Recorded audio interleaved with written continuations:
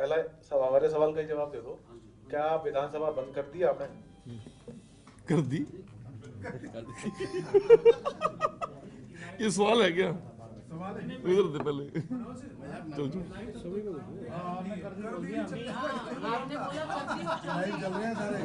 नहीं, ये चल रहा है। हरियाणा मंत्रिमंडल की बैठक खत्म, विधानसभा नी की गई भांग। नहीं, मैंने ये कहा कि बंद कर दिया, कोई सवाल है क्या? नहीं सवाल, ये जो मनोज के सवाल थे शुरू करो। फिर आगे एजेंडे तो रह जाएंगे ना। एक लाइन में बताओ फिर बाकी तो आज माननीय मुख्यमंत्री जी के नेतृत्व में हमारी कैबिनेट की बैठक अभी अभी संपन्न हुई है।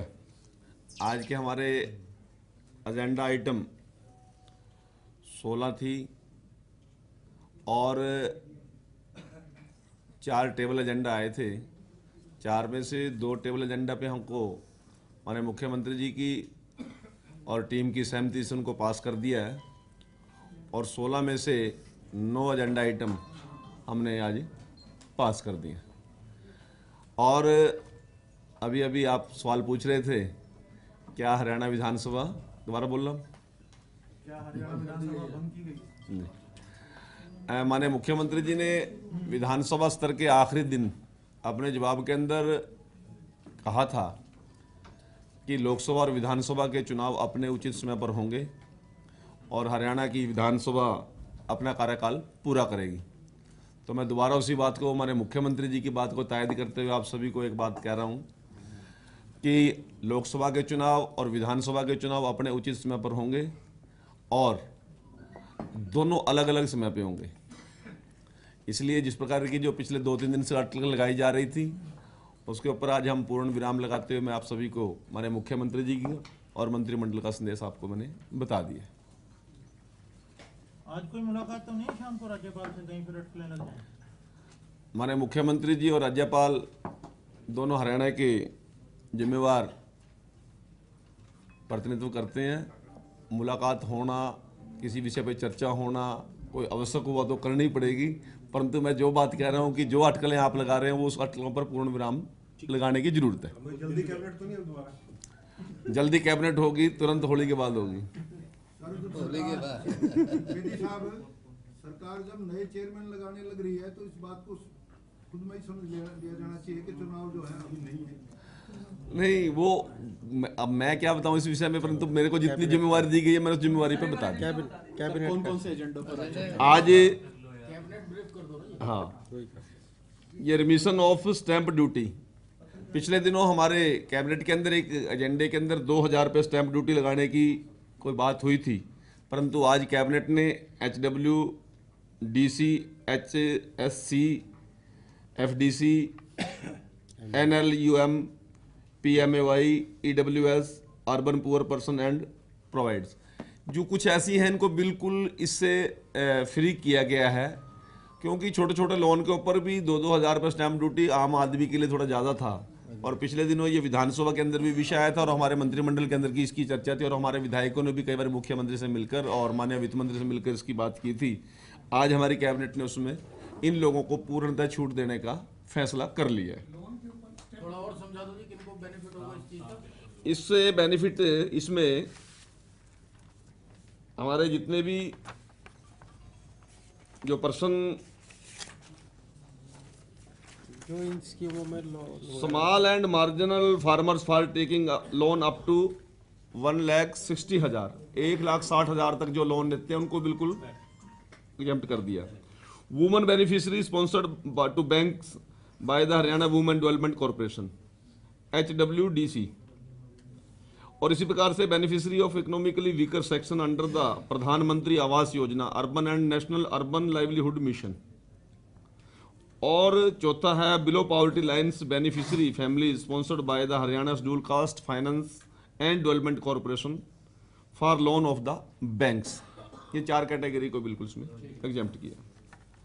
इसी प्रकार से हिसार के अंदर पिछले दिनों एक शिकायतें आ रही थी कि अर्बन एरिया के अंदर बहुत से लोगों ने दूध की बिक्री के लिए पशुपालन किया हुआ है और इस प्रकार की समस्या अन्य शहरों में भी थी, परंतु आज हमारी एजेंडा आइटम नंबर 2 के अंदर जो डेयरी प्लाजा का एक योजना थी उसको आज हमने हिसार में मूर्त रूप देने का काम किया है।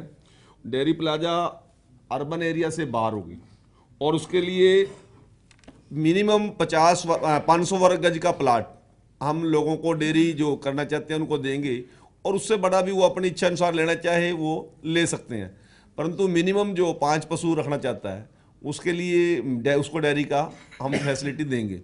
और इसमें हिसार की कुछ ज़मीन थी लगभग वो 50 एकड़, उसको आज म्यूनसिपल को हमने दे दिया है कलेक्टर रेट पे और उसके ऊपर वो प्लॉटिंग करके डेयरी प्लाजा बनाने की शुरुआत कर देंगे।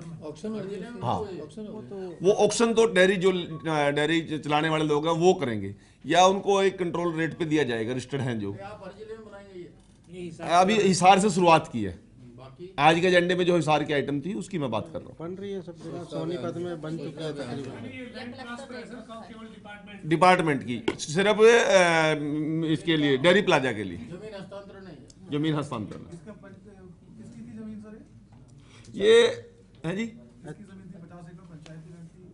पंचायत लैंड नहीं थी ये, हमारा जो एग्रीकल्चर नहीं म्यूनसिपल को तो हैंड ओवर किया हमने। हाँ, ये थी हमारी जमीन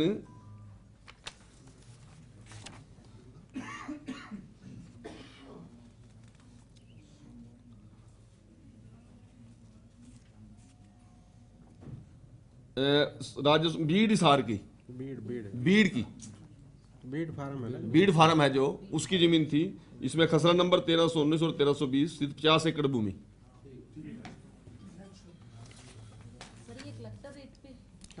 ये डिपार्टमेंट टू डिपार्टमेंट गई है, कलेक्टर रेट पे ही जाएगी। पॉलिसी है डिपार्टमेंट टू गवर्नमेंट है।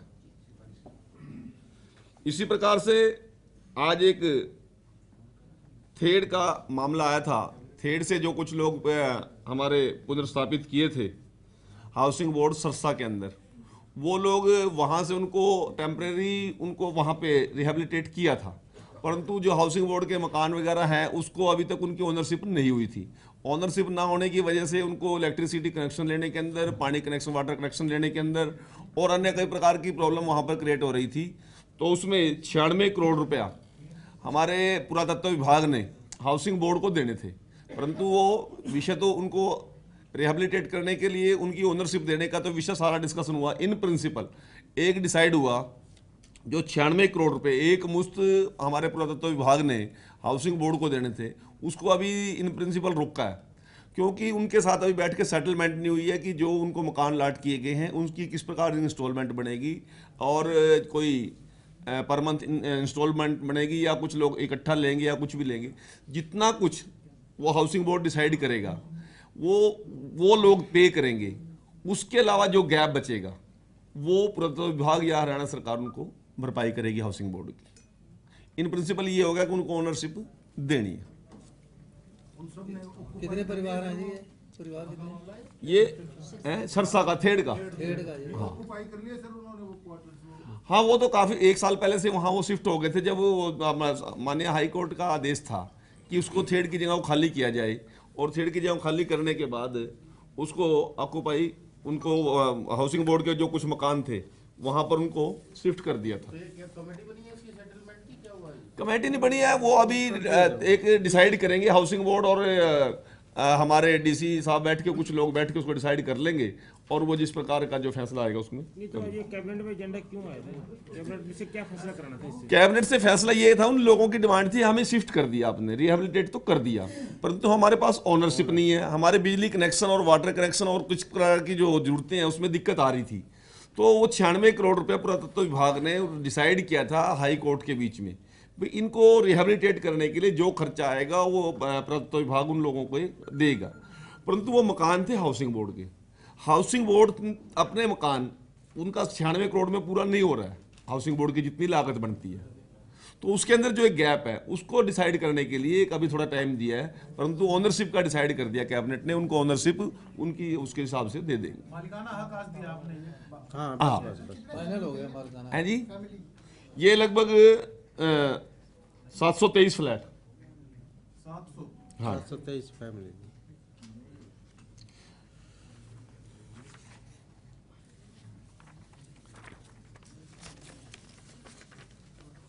इसके बाद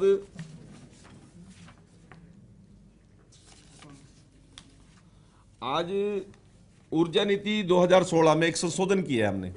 अभी पिछली कैबिनेट में हमने डिसाइड किया था कि जो सोलर पावर के लिए जो लोग प्राइवेट लोग अपने एस्टेब्लिशमेंट में लगे हुए थे, तो उसमें 13 फरवरी तक का एक टाइम दिया था कि 13 फरवरी से लोगों ने अप्लाई तो कर दिया हरेडा में, परंतु उसको इम्प्लीमेंटेशन के लिए या सरकार के जिस प्रकार की योजना थी, जितनी एनर्जी पैदा करनी चाहिए थी, वो नहीं कर रहे थे। किसी लोगों ने केवल ज़मीन खरीद ली, किसी ने केवल इंस्ट्रूमेंट खरीदे, किसी ने बैंक में अप्लाई किया, हरेडा में अप्लाई किया। वो 55-56 लोग सिर्फ उस काम को लटका रहे थे। तो उसको समअप करने के लिए पिछले दिनों हमने डिसाइड किया था कि जिन लोगों ने 13 फरवरी तक ज़मीन तो खरीद ली, परंतु उसके ऊपर कोई इक्विपमेंट या उसकी किसी प्रकार की प्रक्रिया की शुरुआत नहीं की, उनको उससे बाहर निकालने की बात थी। परंतु आज हमारे अधिकारियों ने बैठ के उन लोगों ने रिक्वेस्ट की कि हम ऐसे लोग हैं जिनके काफ़ी पैसे 25% तक अमाउंट इन्वेस्टमेंट किसी ना किसी प्रकार से हो चुका है, तो उनसे बैंक लेके और उनकी 13 फरवरी तक का जिन लोगों का 25% से प्लस या 1 करोड़ रुपए से ज़्यादा इन्वेस्ट हो चुका था, उनको 12-13 लोग हैं, उनको इसमें लाभ देने की बात है। तो उसके बाद आगे इस पॉलिसी को हम बंद कर दिया है कि इस प्रकार से इन लोगों को नहीं देंगे। तो उसमें आज मामूली संशोधन किया है कि पहले उस दिन तक तो केवल 3 लोग थे 13 फरवरी तक जिन्होंने एस्टैब्लिश किया था, ज़मीन परचेज कर ली थी, परंतु आज 15-16 लोग टोटल बनते हैं, उन सभी को इसमें रख लिया है, बाकी को इससे बाहर कर दिया है।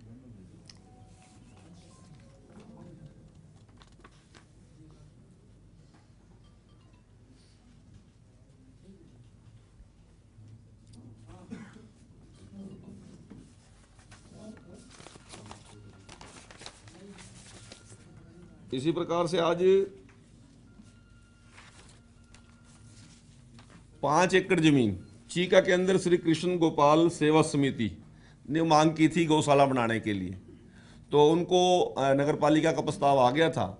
उनको जो नई पॉलिसी हमने बनाई है, यदि कोई धार्मिक, सामाजिक और संस्थान के लिए कोई ज़मीन की रिक्वेस्ट करेगा, तो उसको यदि 2000 गज से ज़मीन नीचे होगी तो उसको आधा कलेक्टर रेट लगेगा, और यदि उससे ज़्यादा होगी तो फुल कलेक्टर रेट पर देंगे।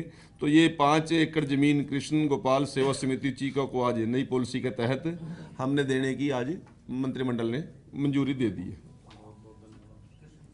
अच्छा, धन्यवाद भी गिल्ली कर दिया। कृष्ण गोपाल सेवा समिति। इसी प्रकार से TOD transit oriented development policy under section 9A, तो ये हमारी Haryana development and regulation of urban areas act 1975 के तहत एक ये आज हमारे मंत्रिमंडल ने मंजूरी देने का काम किया है। इसके तहत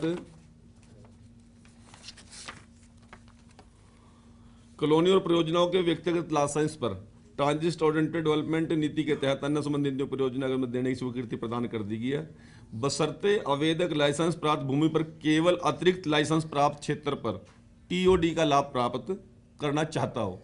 किसी ने मान लो 10 एकड़ का कोई प्रोजेक्ट लगाया, परंतु उस समय उसने 10 एकड़ के जितने भी जो खर्चे होते हैं सरकार को देने के लिए उसने वो दिए।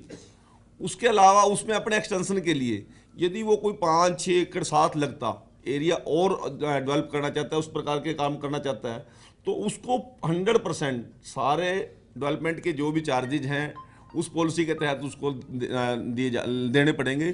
पहले क्या होता था कि 10 एकड़ का आपने डेवलप कर दिया, 5 एकड़ और ले ली या 6 एकड़ और ले ली, फिर वो 6 एकड़ में फिर 16 एकड़ का टोटल खर्चे लगते थे। तो उसको उससे आज हमने छूट देकर केवल आगे जितनी एक्सटेंशन करेगा उसी की वो फीस वगैरह जितने भी चार्जेस वगैरह वो सबमिट करेगा।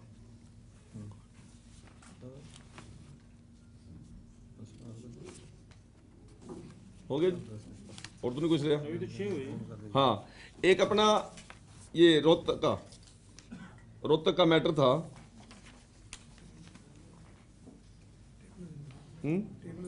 टेबल एजेंडा था, वो टाइप नहीं किया।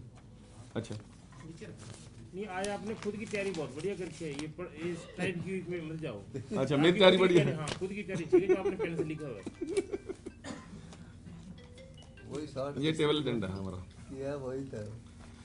Rehabilitation the houses shops falling in the way of the elevated railway track. अभी रेलवे ट्रैक रोहतक में हमने डेवलप किया है, उसके साथ साथ कुछ ऐसे एरिया थे जहाँ पे उन लोगों को रिहेबिलिटेट करने की आवश्यकता पड़ी थी, क्योंकि रेलवे ट्रैक जब निकाला तो वहाँ पे दुकानदार भी थे, रेजिडेंशियल एरिया भी था, तो उन लोगों को आज 50% कलेक्टर रेट पे, जितना उनका ऑक्यूपाइड एरिया था, कोई डॉक्यूमेंट्री प्रूफ था, जिसकी ऑनरशिप थी, उसके हिसाब से उनको जहाँ रिहेबिलिटेट किया गया है, वो 50% कलेक्टर रेट पे उन लोगों को हम अलॉटमेंट कर रहे हैं। कितने परिवार हैं जी तकरीबन? ये दुकानदार भी हैं, परिवार भी हैं, दो तरह के हैं। The first piece of measuring of 2170 square yards in Uttar Haryana Bijli Vitran Nigam in U shape 140/140 and has a collector rate of 77,200 per square yard and the second piece is measuring 7400 square yard is the Pandit Bhagwat Dayal Sharma post graduate institute of medical science Rohtak at collector rate of 12,600 per square yards, और ये 57 shop हैं, 7 घर हैं और 16 plot हैं। हाँ, आज घुमंतु DNT की एक सिफारिश, डीएनटी बोर्ड की सिफारिश हमारे पास आई थी। कुछ जातियों को उनका नाम का कुछ चेंज था, कुछ उनको मर्ज करने की बात थी, तो आज हमारे मंत्रिमंडल ने डीएनटी के जो सिफारिशें, हमारे डीएनटी बोर्ड की सिफारिशें जो राजीव जैन जी की अध्यक्षता में डीएनटी बोर्ड हमारा चल रहा था, उन आम आदमी की सूरत के लिए, उनकी तरक्की और उन्नति के लिए, एजुकेशनल और सोशली उनका स्टेटस अप हो, उसको भी आज हमारी सरकार ने मंजूरी देने का काम किया है। और जैन साहब आप बताओ ना डिटेल, इसमें कितने परिवार लाभान्वित? उसमें नहीं, परिवार नहीं लाभान्वित हुए, कम्युनिटी की बात। कम्युनिटी है ना, वही नाम हाँ, होंगे ना उनके परिवार, उनके जो जुड़े हैं। विसंगतियां दूर करेंगे। 5 जातियों को डीएनटी मिला। छोड़ दो, ये इनकी विसंगतियां दूर कर दी हैं। 5 जातियां थी जो, उसको आज हमने इसमें जोड़ने का काम किया, और इन जातियों को सरकारी योजनाओं का भी लाभ मिलेगा। जोगी जंगम, मनिहार भाट और रहबारी। जोगी जंगम भाट मनिहार और रहबारी। भाट के बाद क्या बताया? रहबारी 4 हुए। नहीं, जोगी जंगम भाट मनिहारी रहबारी। किसने शामिल किया? एक मदारी। मदारी भी डी नोटिफाइड जो ट्राइब थी उसमें इनको शामिल कर दिया।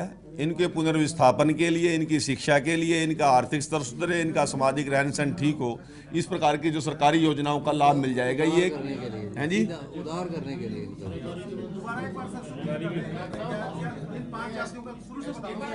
ऐसा नहीं जैन साहब बताए गए। डी ये दे देना, खोल देना, काट देना। डी नोटिफाइड कम्युनिटी कुछ ऐसी थी।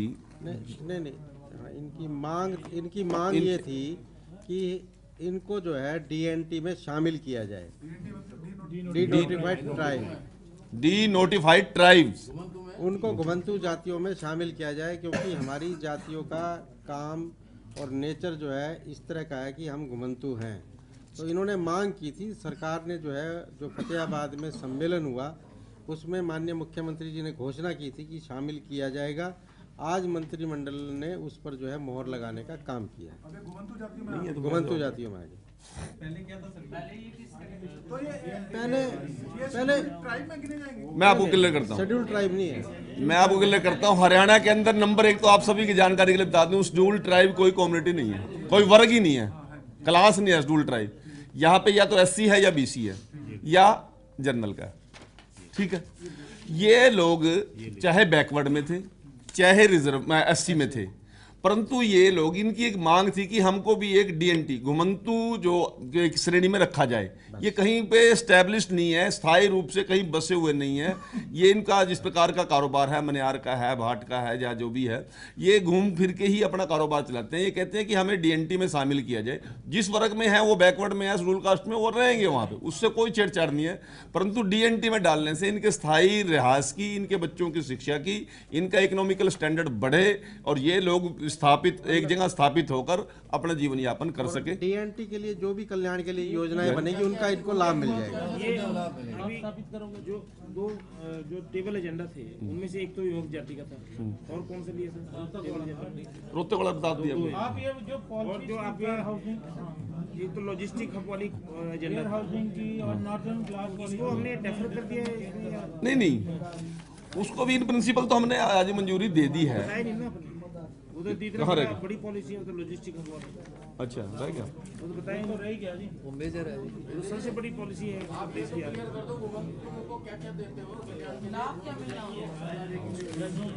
देखिए, अब घुमंतु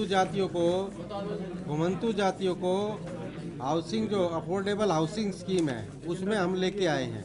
सभी घुमंतु जातियों को अफोर्डेबल हाउसिंग का लाभ मिलेगा, तो वो लाभ में ये लोग भी शामिल हो जाएंगे। ये पॉलिसी है, ये पॉलिसी और इसके लिए जो है, इनके लिए हम जो है जगह जगह जो उच्च शिक्षा ग्रहण करने के लिए गांव से शहर में आते हैं, उनके लिए हॉस्टल बना रहे हैं, तो उन हॉस्टल की फैसिलिटीज भी इनको मिलेगी। हैं जी? बताइए देते हैं। एम्प्लॉइज के अच्छा रहेगा। नहीं, ये जरा बता दो जी।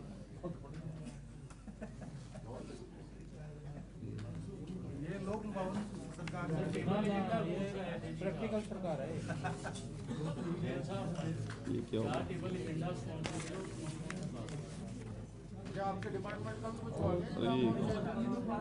अरे ये है ना, आइटम नंबर 9, अभी नहीं हुआ। 8 नोट ऑफर कर दी ना। कैबिनेट में आना कैबिनेट का ये कहाँ गया? इसमें कहाँ गया? ये तो एडमिनिस्ट्रेटिव ये इसमें कुछ और ही देख लेते हैं। ये सीट क्लास दे देते हैं संकोच। छोड़ दो। कर्मचारी आज मुंह बाय देख रहे थे। आज Haryana Logistic Warehousing and Retail Policy 2019 को भी आज हमारे मंत्रिमंडल ने मंजूरी दी है। Haryana Logistic Warehousing and Retail Policy 2019 को भी।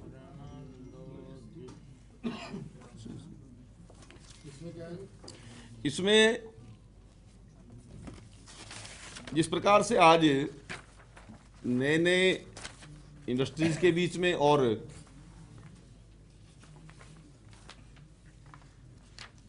लॉजिस्टिक एरिया के अंदर जिस प्रकार की चीज़ें आ रही हैं, उसके अंदर एक पॉलिसी बनाने की आवश्यकता थी। एक अपना जितना भी जो KMP के आसपास का एरिया है, उसको हमने लॉजिस्टिक हब के रूप में डेवलप करने की एक योजना हरियाणा सरकार की थी, और उसके अंदर कुछ चीज़ों का आज सुधारीकरण करके उन चीज़ों को इस्टेब्लिश करने की बात की।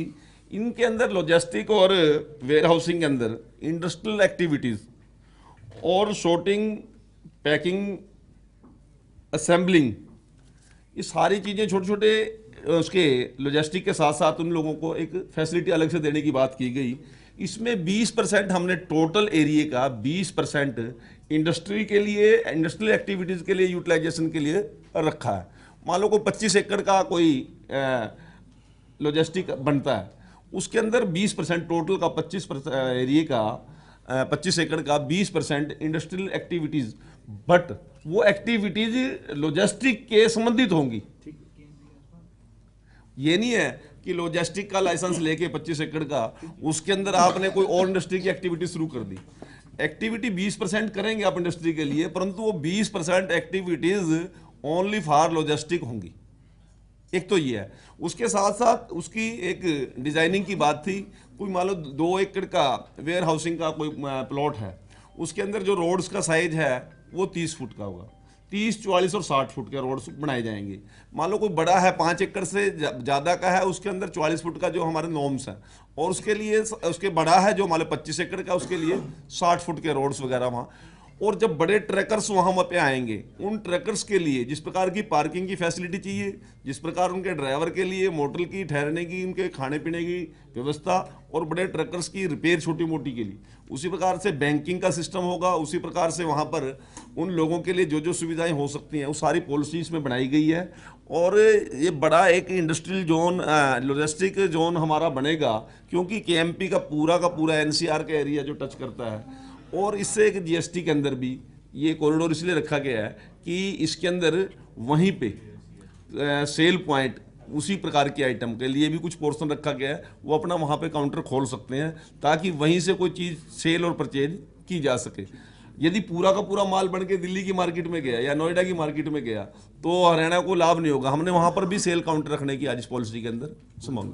एक था बहादुरगढ़ में जो कुछ इंडस्ट्रियल प्लॉट काटे गए थे कंपनी के द्वारा, उनको आज लीगलाइज करना था, क्या वो डेफर कर दिया? नहीं, एक्चुअल में क्या है कि माननीय मुख्यमंत्री जी को आज थोड़ा सा एक अन्य कार्यक्रम में जल्दी जाना था, कुछ चीजों को अगली कैबिनेट के लिए रख वो लिया। डेफर कर दिया ना? हाँ, वो पॉलिसी मैटर थे, डिस्कशन लंबा होना था। इंडस्ट्रियल पॉलिसी में जो ये उसी के तहत था ना, संशोधन करना था, ये बहादुरगढ़ बड़ा मामला उसी में था या वो? हाँ, उसी में था। सरकार ने ना 2 साल पहले एससी कमीशन बढ़ाने की बात की थी, इलेक्शन आ गए हैं, अब तक क्या स्थिति क्यों नहीं है? देखिए, माननीय महामहिम जी की स्टैंप लग चुकी है और मुझे जहां तक लगता है कि 1-2 दिन के अंदर या 3 दिन के अंदर हमारे मुख्यमंत्री उसकी जल्दी घोषणा करने वाले हैं। चेयरमैन की भी और आयोग की पूरे की वो अभी डेफर किया है। नहीं, अभी डेफर किया उसको, बाद में। अब तो चुनाव अलग अलग हो गए सर, इधर चुनाव का अलग ही लोगों को साफ कर दिया आपने। चुनाव कहाँ से लड़ रहे हो आप? मैं कहां से लड़ रहा हूँ? जहां से पार्टी चाहेगी। लोकसभा और पार्टी चाहे नहीं, पार्टी चाहे ना चाहे, जो पार्टी चाहेगी वो होगा ना।